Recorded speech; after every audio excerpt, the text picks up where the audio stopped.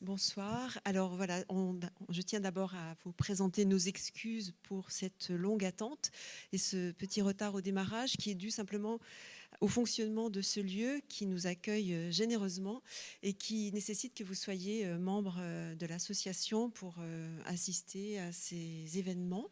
Du coup, la semaine prochaine, si vous revenez avec votre petite carte de membre, ça gagnera beaucoup de temps à tout le monde. Je tiens, avant d'ouvrir au nom du musée cette session de masterclass avec Paul Ardenne, à remercier la Halle du Faubourg et son accueil vraiment extrêmement ouvert et plein de fantaisie et de, de participation, de dimension participative qui n'est pas pour nous déplaire. Je remercie tous ceux qui nous ont aidés à installer les chaises, par exemple, ce soir. Et par ailleurs, je tiens aussi à remercier l'école urbaine de Lyon, Valérie Disdier et Michel Lussot, qui nous ont en quelque sorte cédé cette place dans l'agenda très chargé de la Halle du Faubourg et qui finalement nous ont incité, sans vraiment le savoir, à nous orienter vers un sujet qui pouvait coïncider avec les leurs, autour des questions d'anthropocène, d'écologie, de planète, et j'en passe. Et donc, Paul, je crois qu'on ne t'avait pas vu à Lyon pour des conférences très souvent. Je crois qu'en tout cas, on est très content que tu viennes nous parler de ce sujet-là, qui est aussi l'objet d'un ou deux livres à ton actif. Pour te présenter rapidement, tu enseignes à l'Université d'Amiens, mais on te connaît surtout comme critique dans Art Press, dans Archistorm, beaucoup d'autres supports, et puis une revue canadienne. Évidemment, j'ai déjà oublié son Inter, voilà, qu'on ne trouve pas chez nous. Pardon, qu'on trouve chez nous. Ces 3 séances vont donc effectivement balayer cet éminent sujet que tu as vraiment beaucoup approfondi dans ce livre. Elles seront suivies évidemment de questions, réponses, de dialogues avec le conférencier. Et je vous remercie d'être venu. Et je vous redis que le musée d'art contemporain, fermé pour 8 mois, ouvre ses portes début septembre 2020. En attendant, très bonne soirée. Merci Françoise, merci à tous, merci d'être là. Je suis ému parce qu'il y a beaucoup de monde, je suis un peu impressionné parce que je ne suis pas non plus un grand spécialiste, contrairement à ce qui vient d'être dit, de toutes ces questions. J'ai eu à travailler sur la question d'un art qui émergeait depuis une cinquantaine d'années, mais sur lequel très peu d'ouvrages avaient été écrits, pour ainsi dire aucun, auquel on ne sait même pas comment donner un nom, puisque mon domaine, c'est plutôt la question de l'histoire de l'art contemporain, donc les formes plasticiennes, les arts du visuel, les arts donc tridimensionnels. Et cet art, c'est l'art dit écologique, hein, voilà, non problématique, parce qu'il n'est pas reconnu par tout le monde, à commencer par les artistes qui souvent travaillent en liaison avec l'environnement. Voilà, donc je me suis attelé à la tâche pour écrire un livre qui manquait, qui s'appelle « Un art écologique, création plasticienne et anthropocène ». Et quand j'ai écrit ce livre il y a quelques années, bon, je l'ai terminé il y a 3 ou 4 ans, il a été publié il y a 2 ans, republié depuis, rénové, puisqu'il se trouve qu'il a eu un certain succès, pour pas dire un succès certain. Je ne pense pas y être pour grand-chose, mais je crois qu'il y a quelque chose qui y est pour grand-chose, pour beaucoup, c'est le mot magique anthropocène. J'avais d'ailleurs dit à mon éditeur, Bruno Vachkop, je lui avais dit, tu sais, essaie de mettre ce mot sur la couverture, parce que je pense que même si les gens n'achètent pas le livre, pour son contenu, ils l'achèteront pour le mot anthropocène. Voilà. Vous savez, vous avez des mots un peu porteurs comme ça de temps en temps, et puis en voilà un. Bon, c'est un mot qui a une vingtaine d'années, un petit peu plus, 25 ans, un quart de siècle déjà. On va en parler. On en parle beaucoup ici. D'ailleurs, il est affiché à l'entrée. Hein, vous avez vu, hein, quand vous rentrez ici dans cette friche de ce qu'on appelle de l'architecture transitoire. Bon, on vous dit, voilà, vous rentrez dans un domaine où on se pose vraiment la question de l'anthropocène. Donc, du coup, j'ai été un peu rameuté à cette question de l'anthropocène. Alors, on va demander une masterclass ici en 3 séances, 5, 12, 19 février. Voilà, donc merci d'être venu au moins à la première. Je ne sais pas si vous reviendrez aux autres, on verra. Alors, vous savez ce que c'est ce terme aussi, masterclass, est très à la mode en ce moment. On fait des masterclass partout. J'écoutais l'autre jour la masterclass de Plantu, le dessinateur du Monde, sur France Culture, un dimanche matin. J'étais dans une voiture comme ça. Je me suis rendu compte, mais c'est pas du tout une masterclass, c'est juste une interview, quoi, hein, tout simplement. Bon, voilà. Alors, normalement, la masterclass, c'est quelque chose qui existe depuis longtemps. Le nom français, c'est la classe de maître ou de maîtresse. Et en fait, il s'agit pour un spécialiste dans un domaine de venir donner une leçon. Par exemple, quand on fait des classes de maître en musique, eh bien, vous avez un musicien ou un chanteur, un compositeur qui vient donner des cours, et vous avez des personnes en face qui s'inscrivent, qui viennent chanter, jouer du piano, etc. Quand c'est de la photographie, eh bien, voilà, vous faites de la photographie avec un spécialiste, et puis il évalue ce que vous faites, etc. Il donne un bon conseil. Alors, je vais vous dire un secret, je ne vous dirai pas le nom du photographe, mais un photographe très connu fait des masterclass et l'inscription par personne est de 2 900 € les 5 séances. Donc vous voyez quand même qu'ici c'est offert gratuitement. Donc je remercie quand même le musée de Lyon. Vous faites une sacrée économie. Bon, je ne dis pas que ça aura autant d'intérêt, bien évidemment. Bon. Alors, on m'a demandé de parler de cette question de la culture à l'ère de l'Anthropocène. Donc j'ai vraiment joué le jeu. J'ai décidé de ne pas vous ressortir mon bouquin, comme ça, simplement, et de penser à ce qu'est cette culture, justement, de l'Anthropocène. Alors, je vais reprendre un petit peu le texte de l'annonce qui fait que vous êtes venus, parce que, bon, c'est de ça que je vais essayer de parler. L'objet de ces 3 rencontres est de définir ce que devient la création à l'ère de l'Anthropocène. Alors, c'est une ère qui est, paraît-il, advenue, mais dont la désignation pose problème, vous le verrez. Comment le champ de l'art réagit-il à l'accentuation de la pollution, à l'effondrement de la biodiversité, au réchauffement climatique, à l'épuisement des ressources, bon, n'en jetez plus, et tant d'autres malheurs terrestres qui font chaque jour à présent la une de l'actualité. Et plus largement, comment l'univers habité, à travers l'architecture et l'urbanisme, on en parlera un petit peu ici, donc s'inscrit-il dans le défi de la dépollution, avec quel discours, quels moyens, quelle crédibilité aussi, parce que vous allez voir que cette masse donc hyperbolique de discours sur la culture de l'Anthropocène n'est pas forcément accompagnée de gestes en rapport. Bon. Alors l'éthique plus que jamais est à l'ordre du jour, et là je suis obligé d'ajouter quelque chose de notoire. L'éthique contredite en termes d'effectivité par la furie destructrice de l'économie globale. Bon, c'est bien ce qu'on voit aujourd'hui, si vous voulez, depuis ce phénomène qu'on a appelé la grande accélération de la culture industrielle, de la réalité industrielle du monde contemporain, du monde global, c'est-à-dire depuis 1970 à peu près, les années 60-70, qui correspondent d'ailleurs à la fin des 30 Glorieuses, qui était, paraît-il, une époque d'extraordinaire expansion économique, les années 1945-1973, et on voit bien que cette expansion est infiniment plus faible que celle qui y a fait suite. Il suffit de regarder tous les chiffres de production, tous les indicateurs de consommation, de pollution. Bon, on voit que ça n'a rien à voir. La grande accélération, c'est, depuis 50 ans maintenant, le fait que tous les indicateurs de production augmentent à une vitesse sidérante, hyperbolique, y compris et surtout les indicateurs de pollution, les indicateurs d'épuisement des ressources fossiles, etc.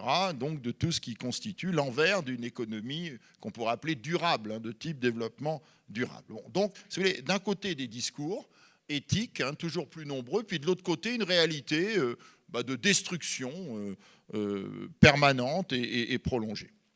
Voilà, donc la question c'était, au-delà du changement des mentalités en cours, évaluer, essayer ici le potentiel culturel de l'engagement écologique actuel, en particulier celui du champ de l'art, celui des artistes ou des gens qui agissent dans le champ très important du symbolique, c'est-à-dire des formes symboliques, étant entendu que c'est à travers souvent les formes symboliques que se modifient les mentalités. Se modifient pour 2 raisons, bien souvent. La première, la plus essentielle, c'est l'argent. C'est-à-dire on peut ou non s'offrir les choses, donc nos comportements se modifient en fonction de cette possibilité ou pas. Et puis, évidemment, le champ symbolique, on accorde du crédit ou pas à certaines positions, à certaines attitudes, à certaines postures, à certains gestes, évidemment. Bon. Alors, je voudrais juste dire un mot du fait du locuteur. C'est important de dire ça.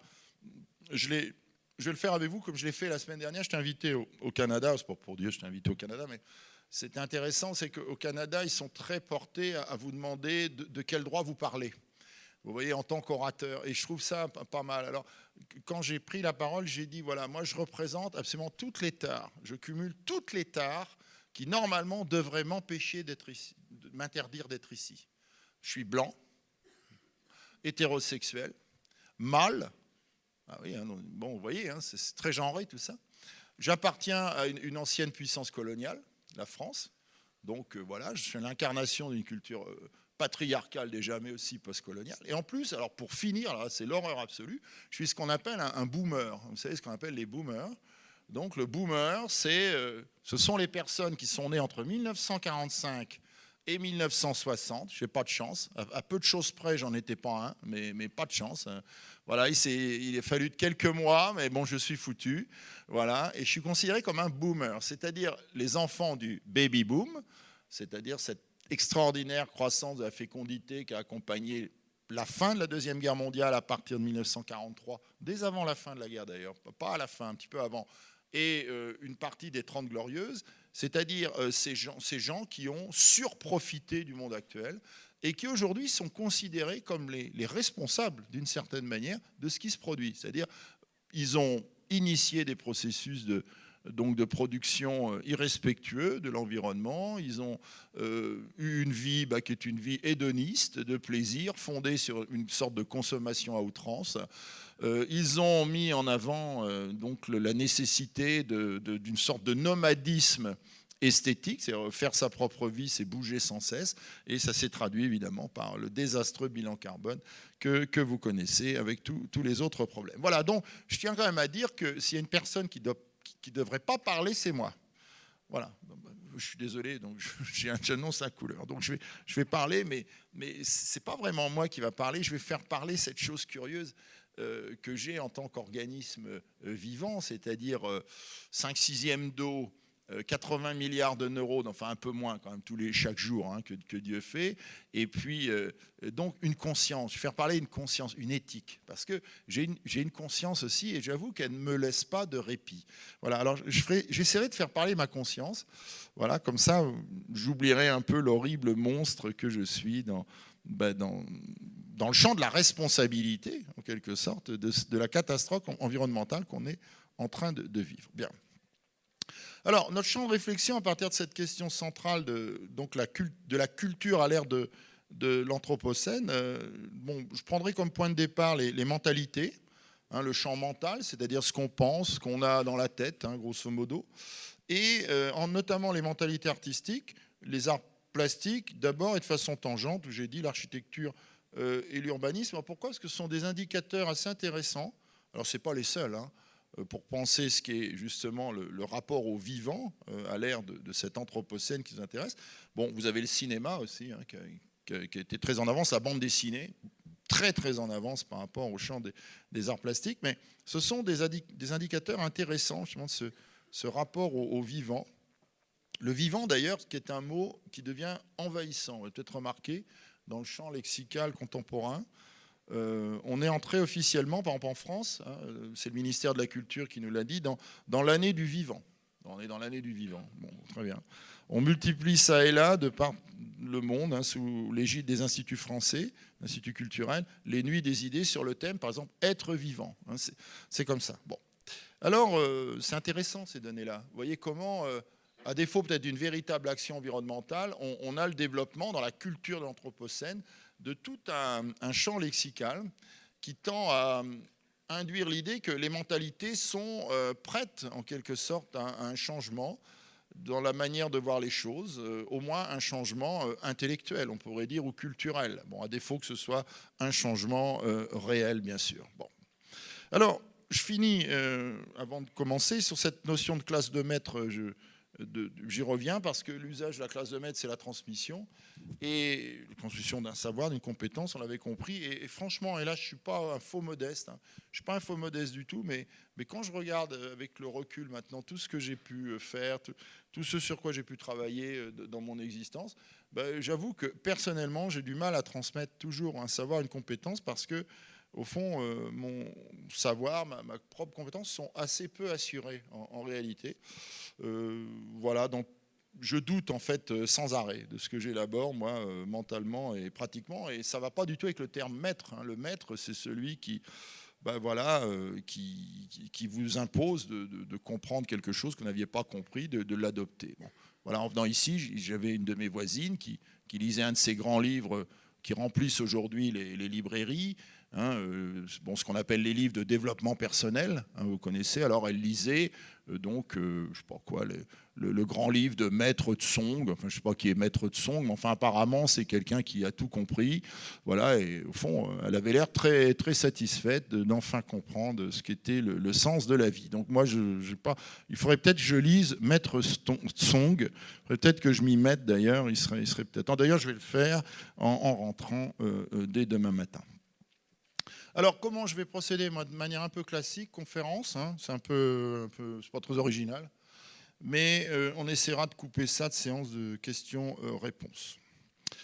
Alors, j'en viens vite à mon sujet, parce que le temps passe vite. Hein, repenser la culture à l'ère de l'Anthropocène, c'est ce qu'on m'a demandé, hein, de méditer avec vous. Donc, je le fais, et je vais commencer d'abord par ce terme, le fameux terme Anthropocène. Donc, étymologiquement, vous savez quel est son sens. Bon, en grec, anthropos, c'est l'être humain. Et ce qui renvoie à scène, le suffixe ici, renvoie donc à la périodisation, hein, l'époque. Bon. Alors, hein, quand on prend, je sais pas, vous prenez Wikipédia, une encyclopédie en ligne, ça vous pourriez le faire comme moi, donc je vais très vite, mais on lit l'Anthropocène est une époque de l'histoire de la Terre qui a été proposée pour caractériser l'ensemble des événements géologiques qui se sont produits depuis que les activités humaines ont une incidence globale et significative sur l'écosystème terrestre. Bon, qu'est-ce que ça veut dire ? Ça veut dire que normalement, la périodisation terrestre est toujours codée au nom de ce qu'on appelle la géologie, c'est-à-dire le logos, le savoir de la Terre, hein, géos, logos. Bon. Et la géologie, comme vous savez, distingue donc 5 grandes périodes dans l'histoire de la Terre. La première est le précambrien. La Terre a 4 milliards et demi d'années à peu près. Le précambrien dure grosso modo 4 milliards d'années. Bon, on ne sait pas trop ce qui se passe, on n'était pas là, on n'était pas arrivé encore. Hein. Puis après, vous avez 4 ères qui font suite. La première, le primaire, qui est très long, c'est la formation des massifs anciens. Enfin, ils sont anciens maintenant, parce qu'ils sont très vieux. Puis après, vous avez le tertiaire, mouvement très, très violent de l'écorce terrestre, hein, les naissances des montagnes, surrections, etc. Le secondaire, c'est une période d'invasion marine, de sédimentation, les grands bassins, etc. Et puis, donc, vous avancez comme ça. J'ai fait alors secondaire, pardon, tertiaire, et puis quaternaire. C'est l'époque dans laquelle nous vivons, le quaternaire, donc, une sorte de synthèse de tout ça, tout continue à travailler. Et dans ce quaternaire, nous sommes dans une période que les géologues appellent l'Holocène. L'Holocène, c'est-à-dire la période dans laquelle on se trouverait actuellement. Alors, caractérisée par des glaciations. Vous avez 4 glaciations, Gus, Mindel, Rieswurm, hein, voilà, avec des variations du niveau de l'eau, le découpage des côtes qui se modifie, etc. etc. Bon. La création des glaciers, enfin des glaciers qui bougent. Bon, hein, par exemple, à la dernière glaciation, il y avait de la glace des glaciers jusqu'à Bordeaux, par exemple, pour donner une idée. Hein, vous voyez, donc après ça monte, ça descend, etc. Bon. Alors, l'Anthropocène, c'est très différent parce que c'est un critère nouveau, donc qui va prendre en compte non pas la vie géologique de la planète, mais on pourrait dire le mal que l'humain fait à la planète et qui fait que ce qu'il produit, notamment de dégâts, de destruction, de pollution, finit par agir plus fortement sur la croûte terrestre, de l'enveloppe terrestre et l'atmosphère que, on pourrait dire, la vie géologique naturelle de la Terre elle-même, si tant est que le naturel existe encore. Bon, c'est un terme qui a été créé en 1995, donc vous voyez, il a 25 ans, par un prix Nobel de chimie hollandais, s'appelle Paul Joseph Crutzen, qui a été repris par un biologiste, bon, moins connu, hein, que Crutzen est très connu, c'est devenu une sorte de star maintenant. Donc un biologiste qui s'appelle Eugène Stormer. Et donc leur idée, c'était que dorénavant, on était rentré dans un nouveau moment de la vie de la Terre où c'était les activités humaines qui déterminaient l'essentiel des changements. Donc dans la zone vive de la Terre, c'est-à-dire la croûte terrestre et l'atmosphère. Bon, à travers quoi ? À travers l'activité minière, à travers l'exploitation donc industrielle, la production des fumées, des toxines, des effluents divers, donc la modification de la conformation de l'atmosphère, bon, qui est une très fine couche de matière. Hein. L'atmosphère fait 15 km d'épaisseur, c'est pas beaucoup, hein, surtout que 80% de l'air se trouve dans les 5 premiers kilomètres, hein, grosso modo. Après, plus vous montez, moins il y en a, hein, c'est comme ça. Bon. Donc c'est un milieu extrêmement fragile, et en effet, par exemple, l'activité de pollution par les fumées d'origine humaine dépasse très largement celle des volcans. Aujourd'hui, elle est, dit-on, 7 à 8 fois supérieure, selon les études. Donc, ce n'est pas négligeable. Hein. Ça veut dire que, finalement, l'humain produit plus de pollution par les fumées que la nature n'en produit elle-même avec ses propres éléments. Bon. Alors, si vous voulez, cette notion d'anthropocène est quelque chose qui progressivement va prendre. Hein. C'est dans les 10 dernières années. On voit dans les 10 dernières années, c'est un terme qui s'est progressivement imposé. Il s'est imposé dans la communauté scientifique avec beaucoup de débats, énormément de débats, contestations, des très grandes contestations, notamment des géologues. Les géologues ne sont pas d'accord du tout, évidemment, parce qu'on leur a arraché, on pourrait dire, une partie de leurs compétences dans la désignation de ce qu'est la vie de notre planète. Bon, par exemple, vous avez des géologues qui considèrent que l'anthropocène, ça n'existe pas, que si on est passé dans une autre période, et encore, ce n'est pas si sûr, de la vie de la Terre, on devrait parler comme Jean-Paul Barusso, qui est un très grand géologue sédimentologue, de néolocène, par exemple, mais en gardant, on pourrait dire, à l'évolution géologique son primat. Bon. Donc il y a une contestation sur ce terme. Donc il y a des groupes internationaux d'experts, notamment le fameux GEO, le Group on Earth Observation, donc, qui se réunissent pour discuter tout le temps de la validité de ce concept. Alors, même si le concept sur le plan scientifique est discuté, en revanche, ce qu'on voit, c'est qu'il a été absolument, aujourd'hui, adopté par le champ intellectuel et par le champ culturel, y compris philosophique. C'est très intéressant, on ne savait pas que les philosophes étaient, ou les intellectuels étaient des grands spécialistes en géologie ou dans les sciences de la vie et de la terre, hein, en biologie, en sédimentologie ou autre, en géomorphologie, hein, toutes ces grandes disciplines scientifiques. Donc on ne savait pas, mais beaucoup le sont devenus. Bon, vous avez en France, par exemple, des gens comme Bruno Latour, par exemple, bon, qui ont très largement contribué à ce que ce terme soit de plus en plus familier à nos oreilles. Bon, Philippe Descola, par exemple, professeur au Collège de France, est quelqu'un qui utilise lui aussi beaucoup ce terme, mais eux et beaucoup d'autres, hein, si vous voulez, avec cette idée que nous sommes passés dans un nouveau temps de la vie de la Terre, qui est un temps évidemment, qui pose problème, le temps de l'Anthropocène, parce qu'il cumule, on pourrait dire, au-delà de la réalité physique, hein, qui le caractérise, il cumule un très grand nombre de données. Alors j'ai essayé de lister, pour commencer, ce que ce terme, au fond, voulait dire dans le langage courant, hein, aujourd'hui. Qu'est-ce que ça veut dire? Quand vous voyez ça, vous entrez ici, là, donc vous dites, bon voilà, truc, je ne sais pas ce qui est marqué de l'Anthropocène. Bon, alors, je ne sais pas. Qu'est-ce que ça veut dire? Alors c'est un terme scientifique, mais plus encore, j'ai l'impression que c'est un épouvantail culturel, avec une très lourde charge mentale. Hein. Pourquoi? Parce que ça valide l'idée d'un futur qui est vraiment un futur noir, hein, et d'une possible raréfaction prochaine du vivant, voire de l'effondrement du vivant lui-même. Hein. C'est ce qu'on appelle le collapse, hein, la théorie du collapse, effondrement évidemment. Il y a peut-être des collapsologistes ou des collapsologues parmi vous. Alors rassurez-vous, je ne prendrai pas position pour ou contre. Moi, je n'ai aucune idée quant à savoir si le système climatique mondial va s'effondrer dans 5 ans, dans 10 ans, dans 3 ans, si au contraire, il va se modifier, mais d'une manière moindre que ce qui est prévu. Je ne suis pas scientifique, donc je me méfie. Le terme m'intéresse, par contre. Alors, c'est un terme aussi qui appelle à une sorte de dynamique mentale, au moins mentale, une sorte de réaction. Il faut faire quelque chose, parce que ça ne va plus, il y a un dérèglement. Soit, on pourrait dire, à la désespérance, c'est-à-dire il est trop tard pour faire quelque chose. C'est un terme qui porte ça, il porte ces deux extrêmes, si vous voulez. Bon. Alors, au-delà de la question de sa validité sémantique, c'est un terme aussi qui est devenu en peu d'années le marqueur d'une culture, du coup, qui est aussi d'une manière très large. D'un côté, on va vers le désespoir. bon, c'est plus la peine de faire quoi que ce soit, on n'y arrivera pas, bon, la température de la planète s'élève trop rapidement, on n'arrivera pas à contrôler, bon, tout ça, bon, voilà. Et à l'opposé, hein, le balancier va de l'autre côté, ce qu'on appelle le care, les idéologies du care, du soin.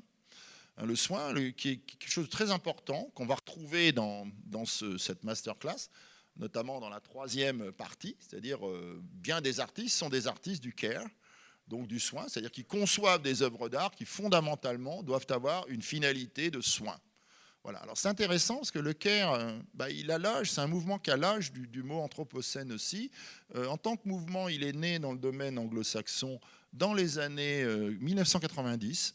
Et au départ, c'était un mouvement, notamment dans le milieu hospitalier, féminin. C'est un mouvement qui est très lié au féminisme, un certain féminisme, parce que on sait que le féminisme, c'est une nébuleuse d'une complexité inouïe. Hein. Il n'y a pas un féminisme, il y en a des dizaines aujourd'hui. Bon, ce qui d'ailleurs finit par affaiblir le féminisme lui-même, hein, tellement il est divisé. Bon, mais ça, c'est un autre problème. Donc, le soin, c'est quelque chose, une attitude qui vient du monde hospitalier, en particulier du monde des infirmières et des infirmiers, plus que des médecins, par exemple, donc des soignants, ceux qui sont au contact vraiment des malades. Et on pourrait dire l'attitude ici qui est mise en avant, c'est une attitude de bienfait, de sollicitude. Vous voyez, c'est-à-dire d'écoute, d'attention à l'autre, marquée par une sorte, on pourrait dire, d'affirmation très puissante de l'idéologie du bien. Donc quelque chose qui est très important, c'est que la modernité, à partir du 19e siècle, a toujours été fascinée par le mal, par la destruction, par l'héroïsation des gestes brutaux, des gestes violents, une position souvent anti-humaniste. Et là, c'est l'inverse. Hein, c'est de dire, en fait, il n'y a aucune grandeur à détruire, mais il y a beaucoup plus de grandeur à construire quelque chose, à le faire tenir. Il y a plus de grandeur à soigner qu'à abîmer. Et d'ailleurs, c'est vrai. Vous savez qu'à abîmer, ce n'est pas très difficile. Par contre, soigner, qu'est-ce que c'est difficile. Bon, voilà. Donc, c'est intéressant. Le terme anthropocène est aussi un marqueur de ça, hein, signifiant qu'il est temps aujourd'hui de passer dans l'idéologie du bien, hein, sans vouloir à tout prix l'empire du bien, comme disait Philippe Muret. Il faut essayer d'être meilleur que nous sommes. Donc, vous voyez que c'est un terme très malléable. Et ces acceptions par le monde culturel qui sont diverses induisent des mises en œuvre, qui peuvent être des mises en images et en objets, très différentes les unes des autres, avec des effets très divers. Alors, parfois, c'est un mot qui sidère, hein, voilà, c'est un mot qui menace, hein, parfois, c'est un mot qui vous entraîne vers des dispositifs qu'on appelle dystopiques, hein, c'est-à-dire de destruction post-apocalyptique ou du moins disruptif. C'est qu'on emploie, on n'a jamais employé autant de nouveaux mots maintenant, il y a des concepts partout, c'est inimaginable. Tout ça pour dire des choses assez élémentaires, mais bon, chaque philosophe essaie de créer ses concepts, et sa petite, il arrive avec sa gypsière de concepts en disant non, ça c'est moi qui l'ai dit le premier, etc. Mais on peut dire les choses souvent de manière différente, bon, classique. Également, requalification des modes de vie, mais aussi souci pédagogique du respect environnemental. Ça aussi, c'est compris dans le terme, vous voyez, hein, ça veut dire ça aussi. C'est un peu en ce sens-là que c'est compris ici, quand on arrive ici. Hein. C'est de dire, voilà, on est dans une zone anthropocène, c'est-à-dire, attention, soyons respectueux donc de l'environnement, soyons éco-responsables, soyons éthiques, hein, voire même soyons climato-sceptiques, hein, puisque la notion d'anthropocène met en avant l'idée qu'on peut discuter de ce qu'il en est de la situation, voire on peut ne pas être d'accord avec notamment certains points de vue des spécialistes du GIEC notamment. Bon, alors si vous voulez, c'est un terme moteur important, hein, j'insiste là-dessus. Je dirais que c'est un terme de forte motricité culturelle qui fait que ce terme d'anthropocène est moins lui-même, c'est-à-dire le constat d'une mutation des écosystèmes terrestres, qu'un révélateur de dispositions mentales qui, bon, comme on voit, vont du sentiment du désastre au désir de la rédemption. Elles vont de la culpabilité, toujours très forte, hein, à la volonté de vengeance. C'est intéressant, hein, de se venger des gens qui salissent le monde, qui le pourrissent, qui le polluent, les grandes compagnies qui exploitent l'énergie fossile, les industries, etc. etc. Bon. Alors, volonté de vengeance, c'est intéressant, parce que ça peut remplacer cette notion qui est la volonté de puissance, qu'on trouvait chez Nietzsche, qui marque très fortement la modernité. la volonté de vengeance. Et donc, également, ça révèle une disposition, soit dans la confiance dans la science, par exemple, en disant la science nous sortira d'affaire, nous tirera d'affaire, soit une complète absence de confiance, diversement, c'est-à-dire il n'y a plus rien à faire. Bon. Alors néanmoins, il y a quelque chose qui signe l'Anthropocène, entre guillemets, plus que le reste. On va dire sur le plan médiatique notamment, c'est ce qu'on pourrait appeler la stance apocalyptique. C'est-à-dire le fait que nous sommes en train de vivre une apocalypse, à proprement parler. Alors pour l'illustrer, donc voilà, je vais montrer quelques images. Alors j'espère que ça va fonctionner. On en a chargé quelques-unes pour gagner du temps. Je voudrais vous montrer, si on pouvait éteindre la lumière, ce serait bien ici. Je pense que vous verrez beaucoup mieux. Je voudrais vous montrer le trailer, enfin la présentation de ce film qui est sorti en octobre 2018, donc il y a 1 an et demi à peu près, qui s'appelle Anthropocène, l'époque humaine ou l'ère humaine. C'est Anthropocene, The Human Era. Donc un film d'1h27 qui est un documentaire. Donc, il est réalisé par 3 personnes, donc, que je cite, Jennifer Bashwal, Nicolas de Pensier, Edward Burtynsky. Et c'est un travail produit par des Canadiens. Les Canadiens sont aux avant-postes, comme d'ailleurs les Américains, les Nord-Américains de la lutte écologique, pas seulement eux, les Latino-Américains aussi, mais pour d'autres raisons. Et ce que je voudrais qu'on regarde ensemble, c'est l'atmosphère, justement, qui veut sourdre ici de cette présentation, de la présentation de ce film. Alors vous voyez déjà, on vous dit, voilà les dernières ères récentes, l'Holocène que nous quittons, qui est encore une ère géologique au profit de l'Anthropocène. Voilà, donc.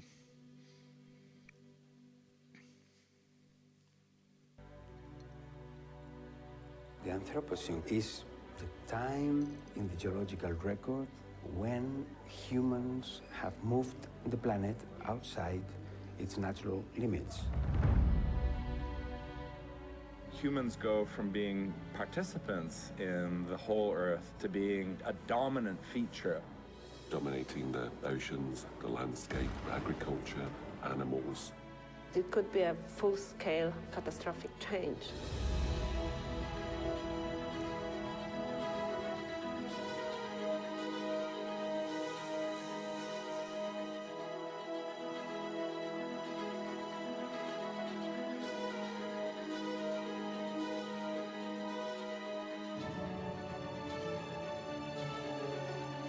We have not a way to get back. We live now in a different world. It is such a fundamental change in the way the Earth is behaving that we need to communicate that as powerfully as possible to everybody.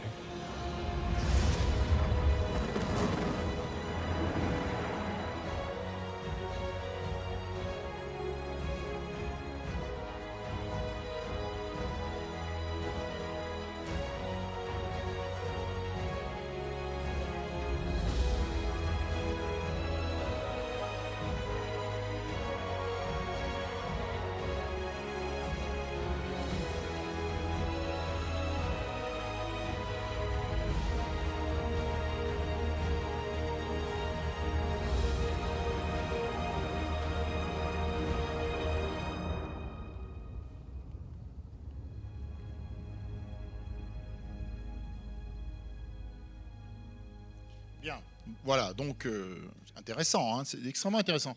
Alors on parle d'un point de vue culturel ici, sur la culture d'Anthropocène. On ne parle pas des faits à proprement parler, des faits scientifiques. Alors qu'est-ce qu'il faut remarquer, on voit un très puissant conditionnement apocalyptique. Ici, je crois que vous le remarquez, il est absolument présent, il est présent partout. Donc il est présent déjà immédiatement l'accent qui est pris. On entend des spécialistes, tous vous disent que quelque chose de très grave est en train de se passer, tout est en train de se décomposer, de se détruire, etc. Et puis, vous avez une succession d'images, vous avez remarqué, qui sont graduées, des images graduées qui vont, on pourrait dire, embrasser tous les... Alors, je vais juste couper le son, si vous voulez, ici, tout en parlant pour que... donner un petit peu de densité concrète à ce que je dis.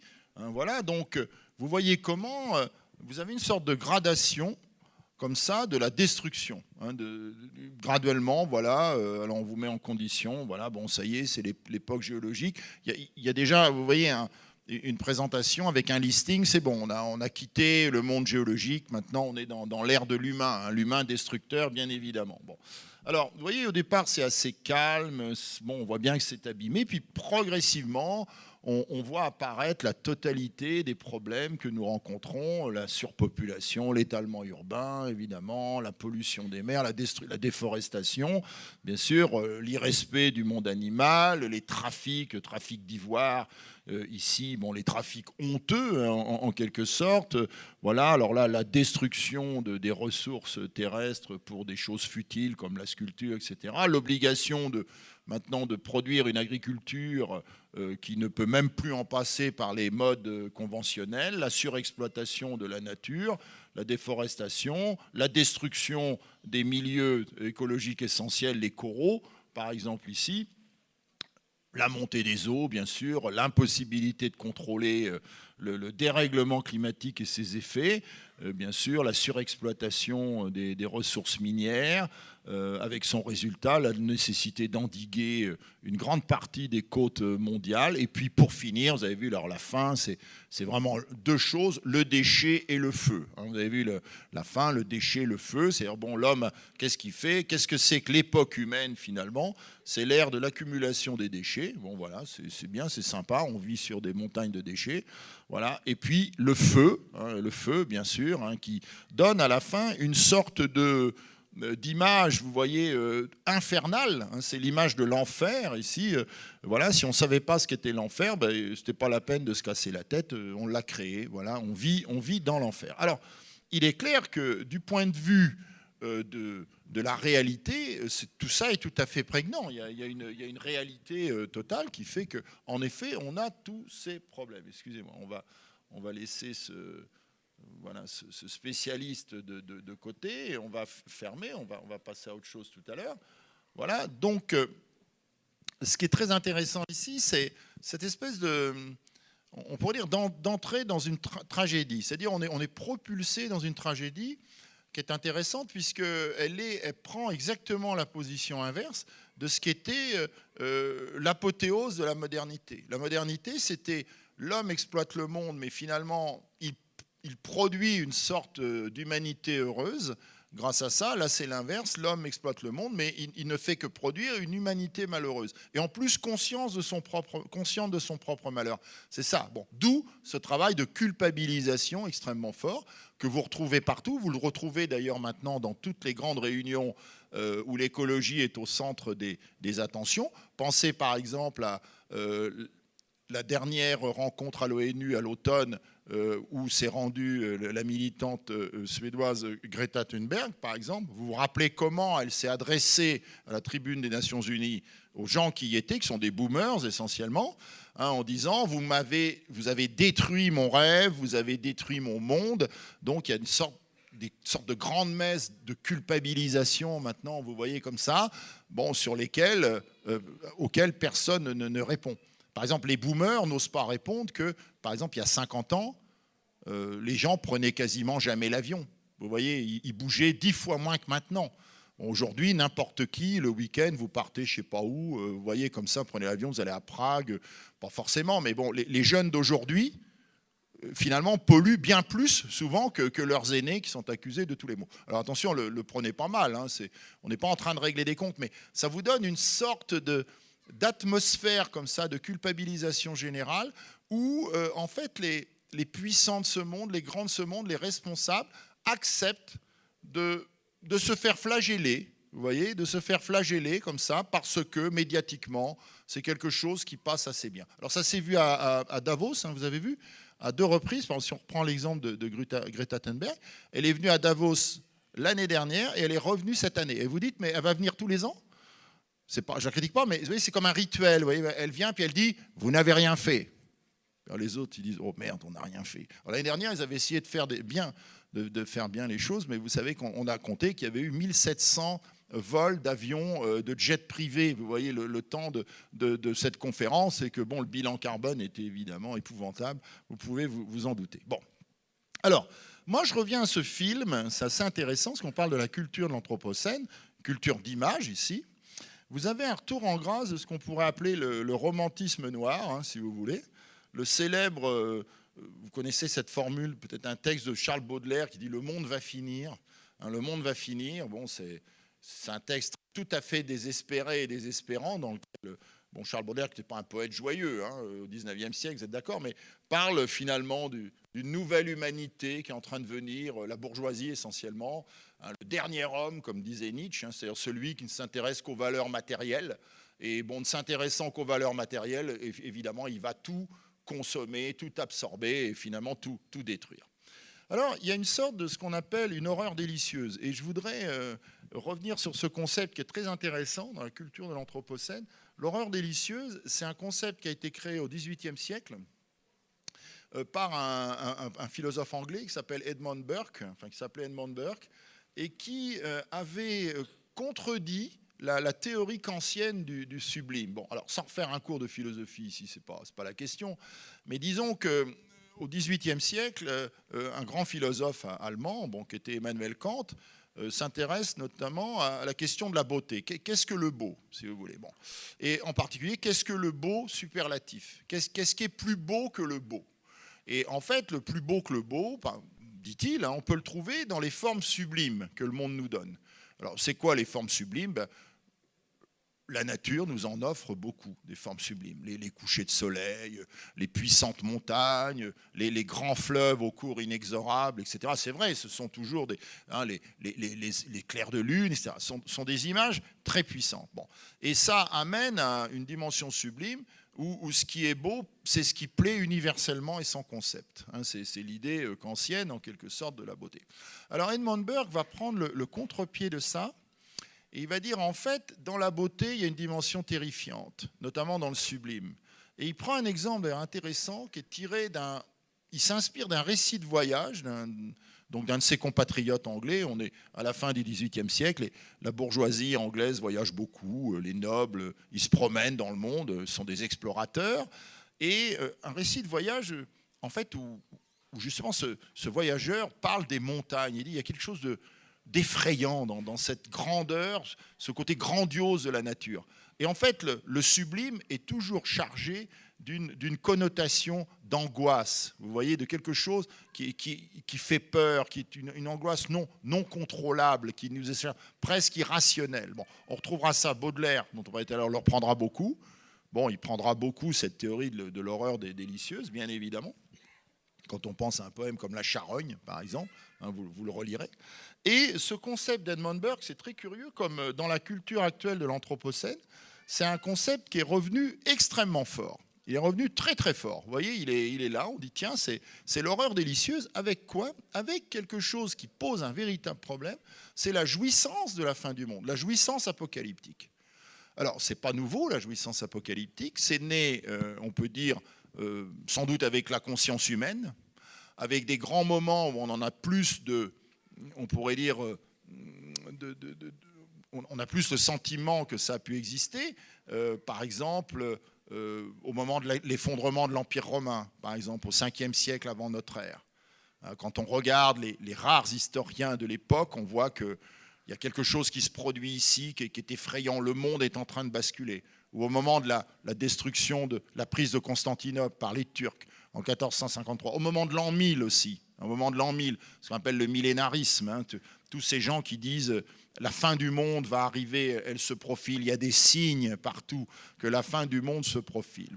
Et finalement, aujourd'hui, on retrouve cette idée de la fin du monde, la fascination de la fin du monde, et avec une variation, on pourrait dire, de nature. Cette fin du monde fait moins, en quelque sorte, plaisir qu'elle ne fait à la fois plaisir et souffrir.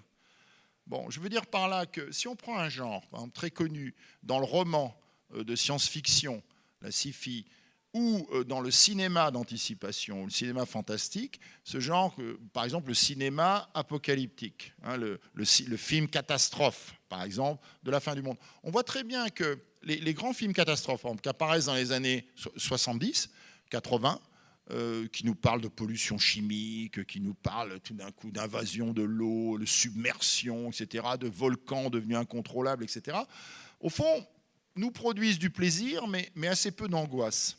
Bon, on a envie de dire, il y aura toujours Bruce Willis qui va intervenir à un moment ou à un autre, vous voyez, pour sauver le monde.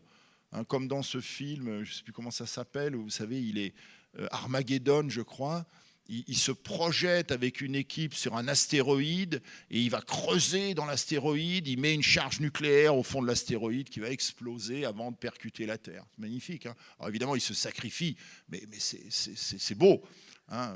Bon, vous savez, il y a des sondages là-dessus. Pour éviter la mort de combien de personnes est-ce que vous accepteriez de vous sacrifier? C'est très intéressant. Hein, il y a un seuil intéressant, c'est le million de personnes. En dessous du million, les gens hésitent. Hein. Bon, mais à partir du million, on dit c'est bon, ça vaut la peine. Bon, voilà. Alors, donc, vous pensez, Bruce Willis, il a sauvé, à l'époque, d'Armageddon, il y avait peut-être 6 milliards d'habitants sur la Terre. Merci, Bruce Willis. Hein, bon, voilà. Alors, tout ça, c'est de la bêtise. Hein, c'est du cinéma, c'est pour faire marcher le tiroir-caisse avec notre puissance émotionnelle qui demande qu'à être revigorée sans cesse, réactivée. Mais ce n'est pas vraiment de la terreur. Or, la terreur, elle revient très fort aujourd'hui. Et il y a un domaine où elle est assez marquée, c'est la photographie, notamment, l'art photographique. Alors, je vais prendre 3 exemples, assez rapidement, rassurez-vous. Je vais commencer avec un photographe qui s'appelle Nadav Kender, qui est un portraitiste essentiellement, hein, qui est vraiment un artiste de grande qualité.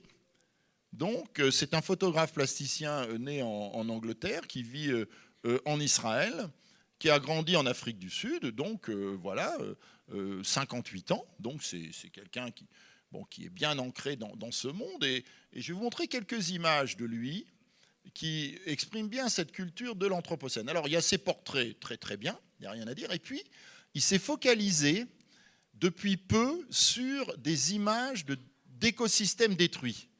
Bon, voilà, vous allez les voir un petit peu à droite. On va en agrandir quelques-uns. C'est-à-dire des zones où, par exemple, l'eau s'est retirée, des zones qui ont connu des formes de désertification, par exemple. Vous avez des zones aussi où l'exploitation, la surexploitation humaine, finalement, s'est traduite par des destructions.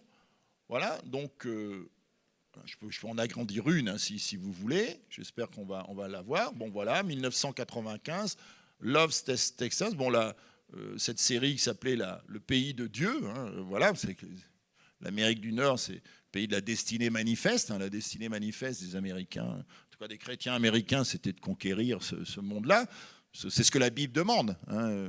L'homme, au fond, s'est vu remettre le monde par Dieu à sa disposition. Et Dieu lui a dit...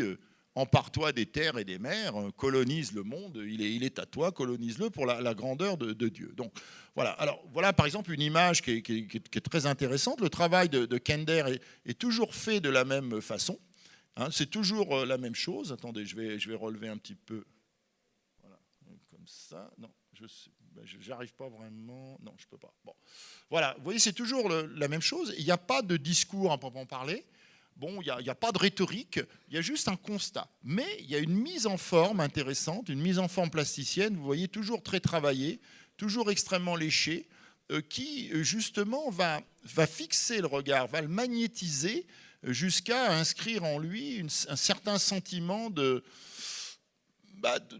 problématique, un sentiment solastologique ou solastalgique, comme on le verra tout à l'heure. Voilà. Vous voyez ce genre de travail. Donc, ici, convoque à sa manière une forme d'horreur délicieuse.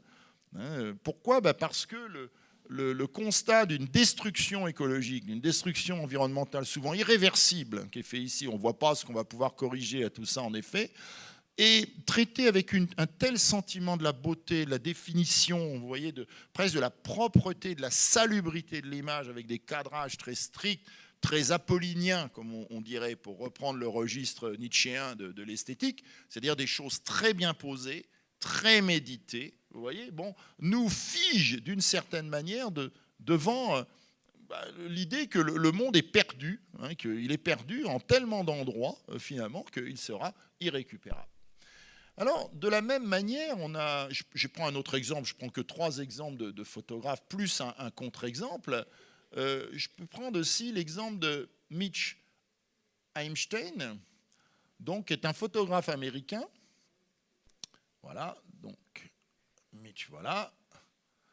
Donc, c'est la même chose, mais son travail s'est focalisé beaucoup plus, vous allez le voir, sur les emblèmes de la destruction, et en particulier de la destruction américaine. C'est une sorte de photographe anthropologue à travers les images de la destruction des écosystèmes américains. Bon, donc, voilà, je vous invite à regarder à droite, je ne vais pas forcément ouvrir toutes les images. Bon, un paysage presque édénique qui fait penser à la forêt, donc à Henry David Thoreau avec sa petite cabane à Walden Pond, hein, voilà, la vie dans les bois, Life in the Hood, mais avec derrière juste une centrale nucléaire, hein, par exemple. Bon, voilà, les épaves, hein, un monde d'épaves, hein, que ce monde américain, bon, des lieux, voilà, les choses se défont, les choses se détruisent. Vous avez cette pollution sans cesse. Alors, il a beaucoup travaillé notamment sur Deepwater Horizon, notamment l'explosion de la fameuse pétrolière de plateforme pétrolière de BP dans le golfe du Mexique. Voilà, et excusez-moi, j'arrive pas, il veut pas, mais bon, voilà, vous avez. Et également sur les effets de l'ouragan Katrina. Hein, il y a toute une série sur la destruction des lieux comme ça. Du fait de catastrophes environnementales, excusez-moi, ça part dans tous les sens, voilà, du fait de catastrophes environnementales absolument non contrôlables par l'humain. Voilà. Alors, même chose, si vous voulez, on se répète un peu, hein, bon, on n'y arrive pas, mais c'est pas grave, on se répète un peu, mais on a ici une mise en forme de l'horreur délicieuse, si vous voulez. C'est-à-dire qu'on regarde, en tant que spectateur, mis tout à fait à l'extérieur, une situation à laquelle, à la fois, on s'identifie et on ne s'identifie pas. C'est-à-dire on est à la fois dedans et dehors. Et ça, pour moi, ça codifie assez bien le rapport que le mot anthropocène, en quelque sorte, inscrit en nous. C'est-à-dire une sorte de catastrophe inévitable dorénavant, mais aussi le fait que cette catastrophe, nous ne la vivons pas vraiment. Vous voyez, nous ne la vivons pas vraiment. Ce qui fait que nous différons toujours de vivre résolument d'une manière autre, hein, selon un principe, des principes de développement durable. Alors, l'artiste photographe, parce que c'est un photographe plasticien, donc on est bien dans le champ des arts plastiques ici, le plus célèbre, le plus titré, comme représentant, on pourrait dire, de cette tendance, est un Espagnol donc, qui s'appelle Daniel Beltra, qui est né en 1964, donc quelqu'un qui a entre 50 et 60 ans. Donc c'est un Madrilène, il a eu énormément de prix internationaux en tant que photographe, son travail est magnifique d'ailleurs, il faut bien le dire, très très sidérant. Il enseigne d'ailleurs à la grande université, la Complutense de Madrid. Et justement, vous voyez ici comment lui, par rapport aux autres, va pousser jusqu'à l'extrémité cette manière de rendre donc presque magnifique, sublime l'anthropocène, si vous voulez, tel qu'on le représente mentalement. Alors, comment se fait son travail? C'est toujours la même chose. C'est quelqu'un qui se porte sur les lieux des catastrophes environnementales et qui photographie très souvent d'avions. C'est un adepte de la photographie aérienne. C'est très important, la photographie aérienne. Hein. Sur le plan, il y a sans doute des photographes parmi vous. La particularité de la photographie aérienne, c'est évidemment de déréaliser le rapport au monde. Il est immédiatement déréalisé, puisque l'humain, normalement, voit le monde, en tout cas, nos yeux font que, en haut de notre tête, nous voyons le monde à partir de ce que nous sommes sur Terre. Bon, à partir du moment où nous regardons le monde depuis les airs, on en forme une vision tout autre, hein, à la fois idéalisée, décentrée, requalifiée, recalibrée, hein, c'est comme ça, et de toute façon, nous installant dans une sorte de distance de regard, qu'est-ce qu'on appelle la vue d'oiseau, hein, la vue d'oiseau, bon, qui évidemment n'est pas celle qui vous met au contact des choses. Bon. Alors, vous voyez, c'est intéressant dans cette mise en scène de l'anthropocène comme milieu d'extension esthétique du sublime négatif, du sublime noir. Comment les artistes se positionnent toujours à distance. Vous voyez, il y a cette espèce de distanciation assez intéressante. Alors, pourquoi Beltra est très connu? Parce que c'est lui qui pousse, et vous le voyez vous-même, au maximum, comme on ne peut pas, personne d'autre l'a jamais poussé, cette espèce à la fois de fascination que produit la catastrophe et de sentiment infernal, évidemment, qui l'accompagne, le fait de dire, mon Dieu, mais tout ça, c'est atrocement sale, c'est dégoûtant. Bon, voilà. Alors, vous voyez, quand on prend une marée noire, par exemple, ici, photographiée par Beltra, c'est quelque chose d'assez stupéfiant. Le feu, la fumée, le noir, ces bateaux comme ça, un peu perdus. Vous voyez, dedans, il y a tout un travail comme ça sur une sorte de déréalisation du réel. Ou de réalisation du déréel, c'est pas pour jouer sur les mots, mais qui fait qu'on y est, mais on n'y est pas. Vous voyez, on reste un observateur, et un observateur qui finalement va trouver beau, on trouve très beau ça. Alors, c'est intéressant, les formats sont importants, ce sont des œuvres généralement de grand format, qui se vendent très bien, mais qui m'ont toujours fait me demander, parce que moi-même j'ai exposé Daniel Beltra dans une exposition que j'avais faite sur l'eau, donc l'eau dans l'art contemporain, Aqua Vitalis à Caen il y a quelques années. Donc il y a beaucoup d'eau dans ces photos, mais je me suis toujours demandé, parmi les gens qui achetaient ça, ce qu'ils faisaient de ces images. Si vous voulez, la question c'est bien, on achète cette image parce qu'elle est belle, parce qu'elle est forte, parce qu'elle est intense, mais est-ce qu'on va pour autant la mettre dans son salon? Vous voyez, ou au-dessus du lit dans la chambre à coucher, par exemple. Je ne sais pas, il faudrait demander. Alors quand il s'agit d'institutions qui achètent ces œuvres, évidemment, il n'y a absolument pas de problème, bien évidemment, mais quand il s'agit de personnes privées, quelle est la raison pour laquelle on achète ça? Est-ce que c'est parce qu'on veut culpabiliser? Est-ce que c'est parce qu'on veut dire « j'ai conscience du problème que pose par exemple, l'Anthropocène et ses destructions » voilà. Alors je vous invite à vous rappeler quand il y a eu cette catastrophe de la marée noire, qui était l'explosion de la plateforme Deepwater Horizon dans le golfe du Mexique, vous vous rappelez peut-être ce à quoi les autorités américaines ont obligé BP, la firme British Petroleum, qui gérait, pas directement, d'ailleurs indirectement, avec un gestionnaire local, basé sur le golfe du Mexique, qui gérait cette plateforme. C'était absolument incroyable. Les autorités américaines ont obligé BP à filmer et à diffuser sur leur site, en continu, sur la page principale, la page d'entrée, le flux de pétrole s'échappant de cette conduite creusée dans le sol qui n'avait pas été bouchée, qui n'avait pas pu boucher et qui donc a créé cette formidable marée noire. Donc vous ouvriez le site web de BP, de British Petroleum, et qu'est-ce que vous aviez? Vous aviez, on voyait un dégueulis de pétrole en train de souiller la mer, comme ça on continue jusqu'au moment où finalement BP a réussi à le réduire. Alors avec une ironie terrible dans l'affaire, c'est que finalement BP est devenu le spécialiste des interventions sur les fuites de pétrole en très grande profondeur. Et j'aime autant vous dire que ça rapporte beaucoup d'argent. Vous voyez, ça leur a coûté beaucoup, mais ça leur a rapporté beaucoup. Bon, je ne prends pas position sur les questions de... Non, pas du tout. Les questions de morale matérielle, parce qu'on est tous responsables. Il faudra peut-être se poser la question de l'irresponsabilité générale, de la complicité, sans se faire mal, mais dire, quand moi je démarre ma voiture, je pourrais dire j'active le système entier de la pollution du monde. C'est comme ça. À partir du moment où j'accepte ça, je prends de l'essence qui est produite par des entreprises qui exploitent un dispositif fossile. En France, le mix énergétique français, comme vous le savez, il est à plus de 70% d'origine fossile, si on considère que l'uranium ne vient pas, il ne tombe pas du ciel. Et le mix énergétique mondial, actuellement, est de 90% fossiles, je tiens à vous le préciser. Donc, vous voyez, on a encore de sérieux progrès à faire en matière d'énergie propre. On est loin d'y être, malgré les beaux discours. Bon.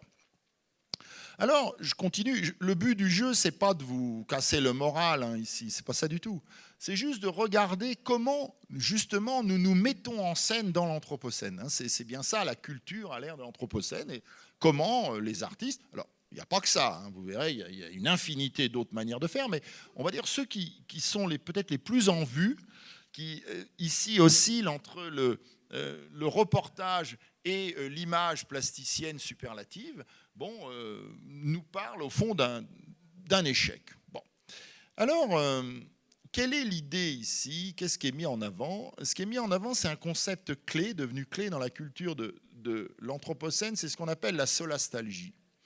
Alors, le mot solastalgie a été inventé, solastalgie, donc avec des relents du mot nostalgie, évidemment. Bon, l'idée qu'on a perdu quelque chose, c'est un concept qui a été créé en 2003, qui est devenu, il est passé dans le langage commun d'ailleurs, hein, par un spécialiste de l'environnement, qui est un philosophe, qui s'appelle Glenn Albrecht, qui a inventé ce concept en 2003 et qui l'a publié en 2005 dans un article afférent à ça. Alors, si vous voulez, qu'est-ce que c'est que la solastalgie?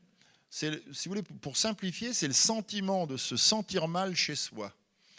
Vous voyez, c'est-à-dire que là où normalement la maison, notre maison, devrait être un lieu au moins de repli, un refuge, un lieu d'accueil, eh bien c'est devenu l'inverse. Notre maison, au fond, est un lieu dangereux. C'est un lieu où nous ne sommes pas bien.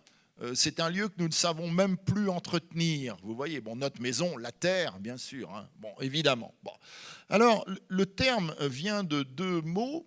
Donc, un mot, une racine. Alors, c'est assez curieux, c'est un terme qui est fait à la fois du latin et du grec, hein. Le latin, c'est solari, solatium, c'est consolation ou réconfort. Voilà, on trouve du réconfort. Et algia, eh bien, c'est ce qui évoque la douleur physique. Hein, avoir une antalgie, par exemple. Bon, voilà. Algia, c'est la douleur. Donc, la douleur, au fond, de ne plus trouver le réconfort, hein, donc, dans notre habitat, dans nos territoires de vie, qui sont des territoires dégradés, tellement dégradés que finalement, nous ne savons plus y vivre avec bonheur. Hein. La maison n'est plus protectrice d'une certaine manière. Alors, ce qui est intéressant dans ce concept de solastalgie, c'est qu'il lie très fortement dans la culture de l'Anthropocène une situation physique réelle, c'est-à-dire une dégradation environnementale qui est avérée. Je crois même si on est climato-sceptique, il faut reconnaître que ça ne va pas bien. Hein, c'est pas... Bon, on ne peut pas dire que le monde est propre, hein. Bon, c'est évident. Bon, il y a ça, il y a les données physiques et il y a les données psychologiques. Hein, le concept de solastalgie est intéressant parce qu'il crée, on pourrait dire, une nouvelle catégorie mentale, hein, de mal-être, hein, de malaise, cette fois, non plus dans la civilisation, pour paraphraser Freud, mais de malaise dans l'environnement. Bon. Hein, et c'est intéressant parce que certains ont parlé à propos de la solastalgie, quelque chose qu'on ressent.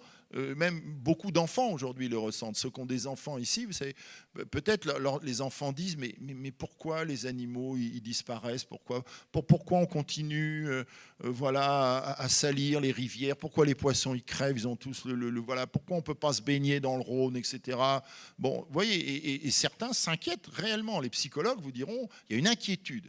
Alors ce qui est intéressant, c'est que on peut parler ici d'un symptôme non pas post-traumatique, comme on parle des symptômes post-traumatiques pour les gens qui ont connu la guerre, par exemple, qui ont du mal à s'en remettre, mais ce qu'on appelle maintenant un symptôme pré-traumatique. Un pré-traumatique au sens où, au fond, la situation qu'induit le fait d'être installé dans une psychologie de la solastalgie annonce un futur catastrophique. Vous voyez, c'est-à-dire, c'est déjà le symptôme de la souffrance à venir. Et cette souffrance à venir est déjà présente, hein, dans la conscience, on pourrait dire, de l'individu contemporain. Donc, c'est une sorte de mal du pays, hein, un pays qui serait la Terre. Une Terre aujourd'hui que, vous savez, on tend de plus en plus à personnifier, Gaïa la Terre. Hein.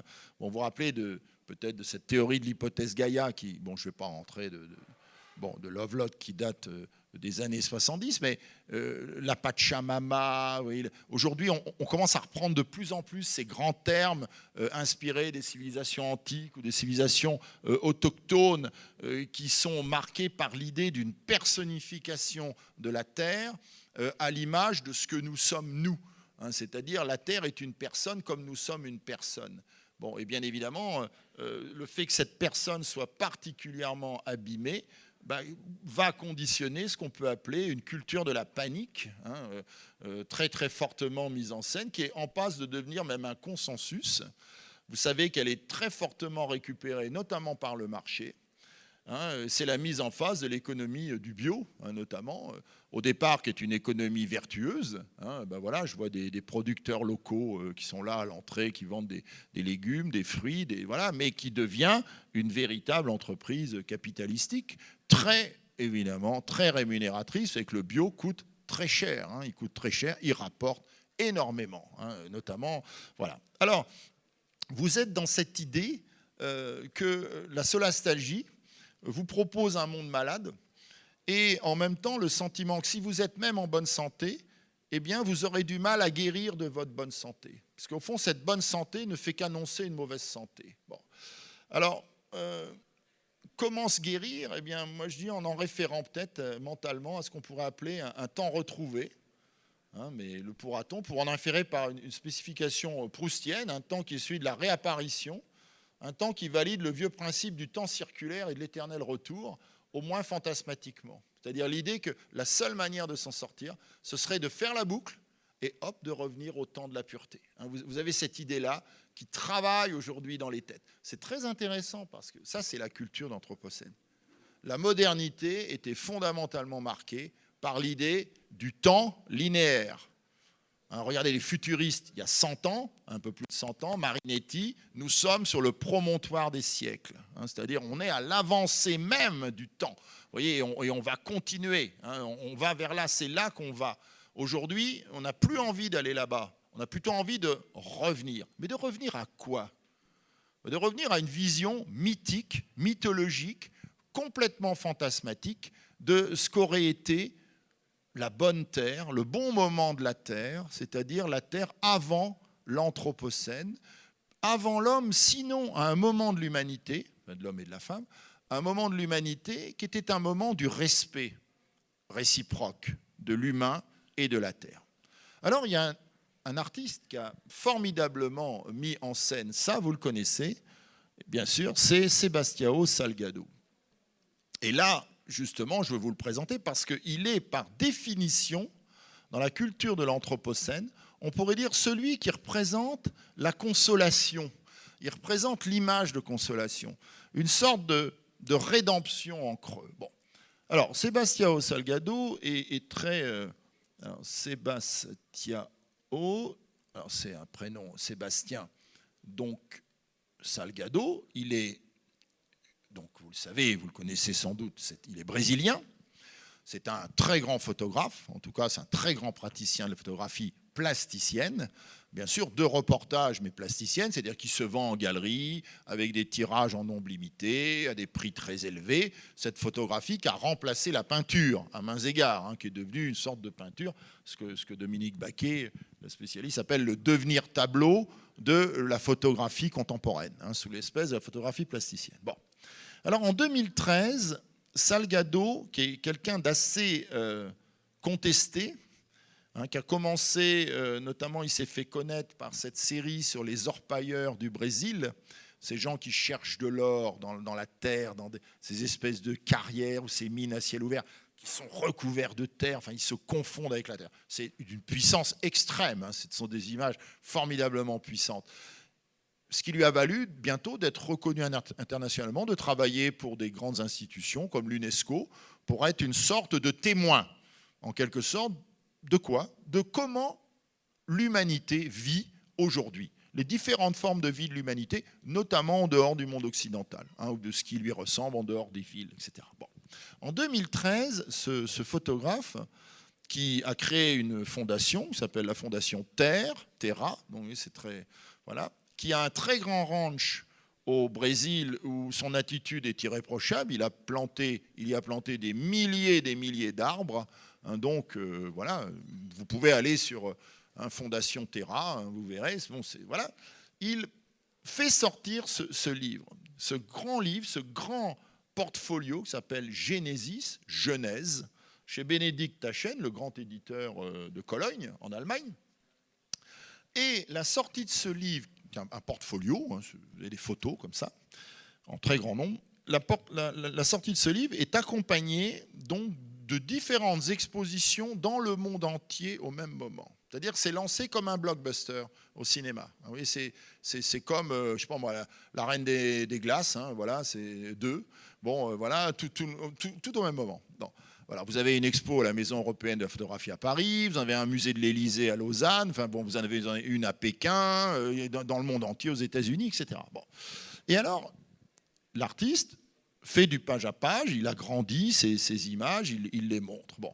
Alors, il s'agit de photographie en noir et blanc, monochromatique, hein, donc, vous voyez ici, qui résulte d'un périple de plusieurs mois dans 30 pays et 30 lieux du monde, des lieux très savamment choisis, donc, qui sont ceux de culture, comme vous le voyez, autochtones, hein, en Papouasie-Nouvelle-Guinée, en Amazonie, par exemple. Bon, un très grand, évidemment, beaucoup de déplacements dans des lieux donc polaires. Hein, on voit ici, certains sont, excusez-moi, inhabités. Ah, je suis désolé. Voilà, par exemple ici. Ah, je ne sais pas ce qui se passe.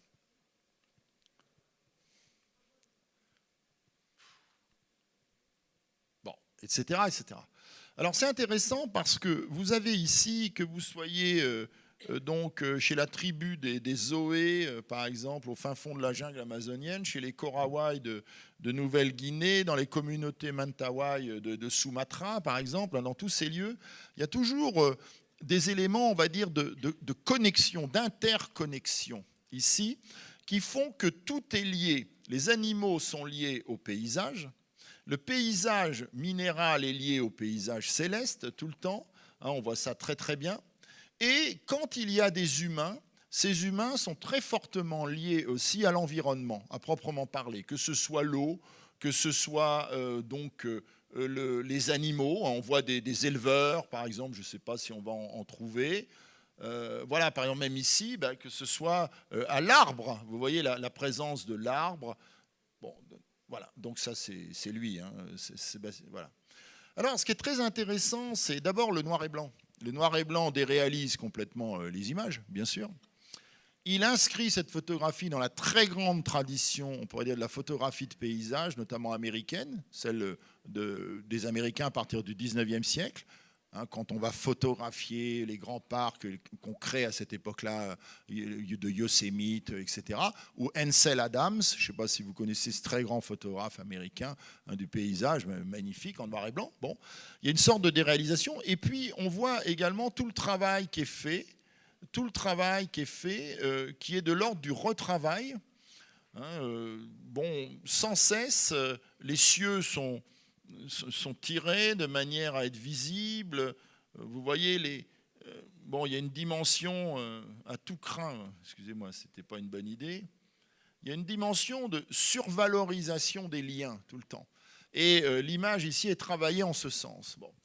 Alors, c'est ce qu'on a reproché, bien évidemment, à Salgado. Pas seulement de faire un commerce avec ce livre, vous pouvez l'acheter, ça vaut très cher. Hein, je peux vous dire, vous voyez, il est beau, vous mettez ça chez vous. C'est ce que Bénédicte Taschen appelle des sumos, des éditions sumo.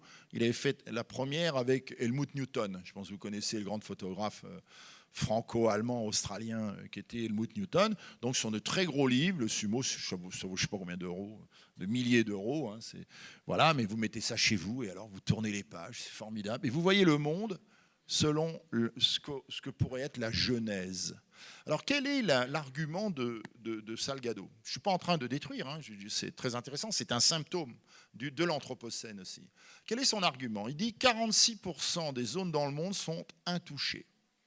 Je ne le savais pas, ça m'étonne un peu, mais bon, c'est comme ça. C'est-à-dire qu'il n'y a pas de présence humaine, ou quasiment pas de présence humaine. Une présence primitive uniquement. Bon.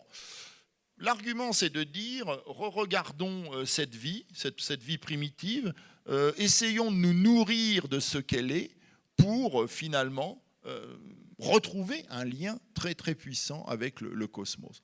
Retrouver ce que Pierre Montebello, le philosophe, appelle donc une cosmomorphie ou une métaphysique cosmomorphe. Excusez-moi d'employer des termes compliqués, mais c'est comme ça. Qu'est-ce que c'est qu'une métaphysique cosmomorphe? Eh bien, en fait, c'est une manière d'appréhender le monde, donc en considérant qu'on est soi-même un élément du cosmos, qu'on n'en est pas séparé. Qu'on n'en est pas séparé comme le veut, on pourrait dire, toute la pensée rationnelle, même encore idéaliste, à partir de Platon, après les pré-raphaélites. Vous savez que les premiers philosophes grecs, les Parménides, les Anaximandres, Héraclite, sont des penseurs, on pourrait dire, de la cosmomorphie, c'est-à-dire de l'idée qu'on est dans le monde, on lui appartient, on n'en est pas dissocié, voire Démocrite avec l'atomisme, par exemple. Et puis, à partir de Platon, il y a une sorte d'idéalisation du champ des idées, de l'éternité, des valeurs suprêmes, et une malédiction qui pèse sur tout ce qui est périssable, à commencer par l'humain, le corps humain, bien évidemment. Bon. Et la rationalité va se construire sur un principe de division, donc de l'humain, d'avec le cosmos. C'est comme ça. Bon. Alors, c'est l'inverse ici.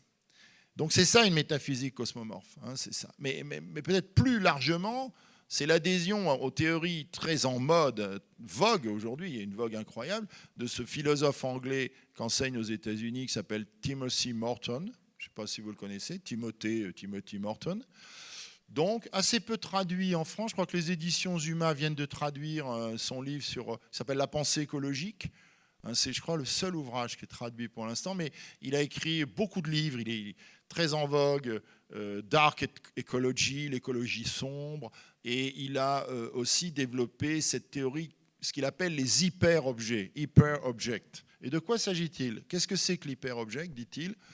C'est une théorie qui se fonde sur le fait que, dans la nature, nous sommes tous interconnectés, tout est interconnecté, absolument tout.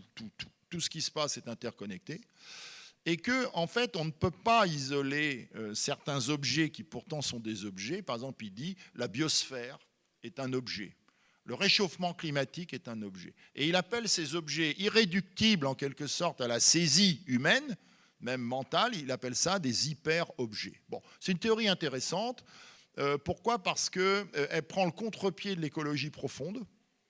Alors, je ne dis pas que ce n'est pas bien l'écologie profonde. L'écologie profonde, en simplifiant, c'est celle qui dit revenons à un mode de vie absolument pur, primitif, premier, comme sur le modèle de la décroissance radicale, par exemple, si vous voulez. Bon, elle prend le contre-pied de ça en disant ça ne sert à rien. Ça ne sert à rien parce que dans ce cas-là, l'humain n'accepte pas que d'être un élément d'un ensemble cosmique, donc comme un autre, et qui a sa place comme les autres, quoi qu'il fasse. Voilà, il dit au fond, tout est interconnecté, le chant des cigales, des ailes d'une cigale et le bruit d'un supertanker qui rentre dans le port de Marseille. Enfin, vous voyez, c'est comme ça. Donc, il y a cette idée de l'interconnexion qui propose, on pourrait dire, de nouveaux agencements techniques pour penser le combat environnemental. Voilà, en disant il ne faut pas le penser en termes d'écologie profonde ou de refuser ou de rêver à ce qui serait la nature, concept qui n'existe plus, selon lui, enfin selon Descola et beaucoup d'autres aujourd'hui. Bon, la nature est un concept qui n'existe pas dans la mesure où tout est nature et nous sommes nature aussi. Donc à partir du moment où tout est nature, il n'y a plus de concept de nature, bien évidemment. Alors on retrouve cette idée, vous voyez, d'une façon assez curieuse dans le travail ici de Sebastião Salgado, cette genèse, revenir à quelque chose de pur, mais en devant admettre que nous sommes un tout. Vous voyez que nous sommes un tout, que nous sommes dans une sorte de relation d'égalité à tout le reste du monde. Alors, ces idées sont porteuses de concepts, par exemple, qu'on voit aujourd'hui, l'hyper-légalisation du monde, le fait de donner des droits à tout. On va donner des droits aux arbres, on va donner des droits aux animaux, on va donner des droits aux fleuves, par exemple. C'est comme ça, en disant,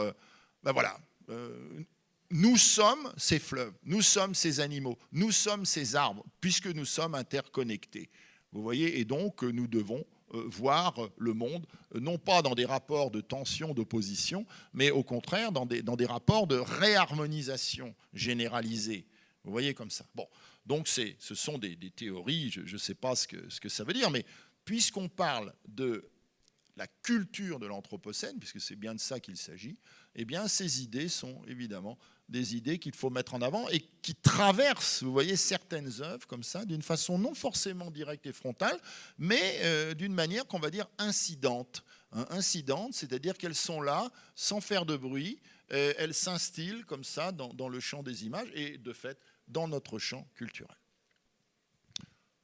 Vous vous doutez bien qu'il y a d'autres modulations possibles pour parler de l'Anthropocène. Et la prochaine fois, donc je vois l'heure qui tourne, on a commencé un peu en retard, mais bon, on va peut-être avoir quelques questions maintenant.